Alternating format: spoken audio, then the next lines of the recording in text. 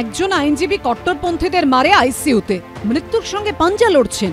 আরেকজন আইনজীবীর চেম্বারে হামলা চালিয়ে গুঁড়িয়ে দেওয়া হয়েছে। দুজনেরই অপরাধ কি?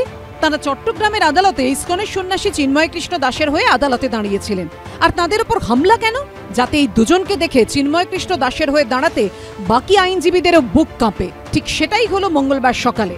সন্ন্যাসী চিন্ময় কৃষ্ণ দাসের একজন আইনজীবীও মঙ্গলবার আদালতে আসতে পারলেন না। এখানেই বড়সড় প্রশ্নের মুখে পড়েছে বাংলাদেশের বিচার ব্যবস্থা এবং মোহাম্মদ ইউনূস সরকারের ভূমিকা। অপরাধের মামলায় অভিযুক্ত যাতে পর্যাপ্ত আইনি সহায়তা পায় সেজন্য 2012 সালে সুনির্দিষ্ট নীতি নিয়েছিল রাষ্ট্রপুঞ্জ। মঙ্গলবার সন্ন্যাসী চিন্ময় কৃষ্ণ দাস সেই আইনি সহায়তা থেকে কেন বঞ্চিত হলেন? আমাদের দেশে আমরা দেখলাম, পুরো আমাদের ভারত দেখেছিল কি কাসাব কি করেছে, কিন্তু কাসাবকে গভর্নমেন্ট একদম বেস্ট সিকিউরিটি প্রোভাইড করেছে। ওদের জন্য বেস্ট আইনজীবীও দান করানো হচ্ছে কি ওকে ডিফেন্ডটা থাকে। তো সেই জন্য এটা তো একটা সভ্য সমাজের একটা খুব বেসিক জিনিস।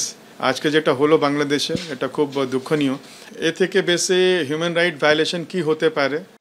অপরাধ যত গুরুতরই হোক, বিচারাধীন বন্দীর মানবাধিকার রক্ষার ধর্ম কিভাবে পালন করতে হয় তা বারবার দেখিয়েছে ভারত। 26/11 সময় ভারতে এসে নির্বিচারে মানুষকে হত্যা করেছিল পাকিস্তানের জঙ্গি আজমাল কাসাব। আদালতে বিচারের সময় সেই জঙ্গির হয়ে সওয়াল করার জন্য আইনজীবী দাঁড়িয়েছিলেন। আমেরিকান সেন্টারে হামলায় ধৃত আফতাব আনসারিও আইনজীবী পেয়েছিল। প্রধানমন্ত্রী ইন্দিরা গান্ধী এবং রাজীব গান্ধীর হত্যাকারীদের হয়েও আইনজীবীরা আদালতে সওয়াল করেছিলেন। দিল্লির ভয়ঙ্কর নির্ভয়া ধর্ষণকাণ্ডের দোষীরাও আইনজীবী পেয়েছিলেন মামলায় লড়ার জন্য। সম্প্রতি আরজিকর মেডিকেলে চিকিৎসককে ধর্ষণ খুনের ঘটনায় অভিযুক্ত সঞ্জয় রায়ের হয়ে প্রথমে দাঁড়াতে চাননি কোনো আইনজীবী। শেষে স্টেট লিগাল সার্ভিস অথরিটির হয়ে আইনজীবী দেওয়া হয়। অথচ বাংলাদেশে একজন সন্ন্যাসীর হয়ে সওয়াল করার জন্য কোনো আইনজীবীকে দাঁড়াতে দেওয়া হচ্ছে না। হামলা করে মামলা দিয়ে তাদের ভয় দেখানো হচ্ছে।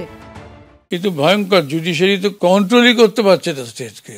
কেউ কখনো আনরিপ্রেজেন্টেড থাকতে পারে না। এতজন লয়ার কাউকে কেউ দাঁড়াচ্ছেন না ভয়ে।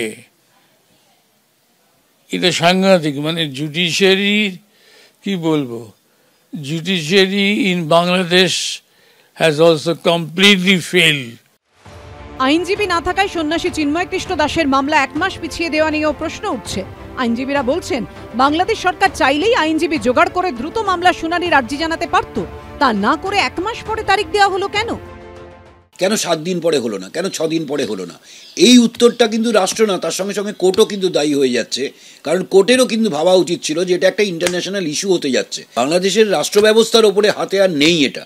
তাদের যে ক্ষমতা, সেই ক্ষমতার ওপরে এটা নেই। এটাকে সম্পূর্ণভাবে ইন্টারন্যাশনাল কোর্টের কাছে যাওয়াটা খুব জরুরি আছে। 1948 সালে রাষ্ট্রপুঞ্জে গৃহীত মানবাধিকারের সর্বজনীন ঘোষণাপত্রের 10 নম্বর ধারা অনুযায়ী স্বচ্ছ, মানবিক ও দক্ষ বিচার ব্যবস্থার গুরুত্বপূর্ণ অঙ্গ হল আইনি সহায়তা দেওয়া। কোনো ব্যক্তির বিরুদ্ধে কি অভিযোগ, তার মামলার জটিলতা, জরিমানা এসব না দেখেই রাষ্ট্রকে কার্যকরী আইনি সহায়তা দিতে হবে। বাংলাদেশের ইউনূস সরকার কি তাহলে এখন রাষ্ট্রপুঞ্জকে অমান্য করছে? সৌভিক মজুমদার, দীপক ঘোষ ও অর্ণব মুখোপাধ্যায়ের রিপোর্ট, এবিপি আনন্দ।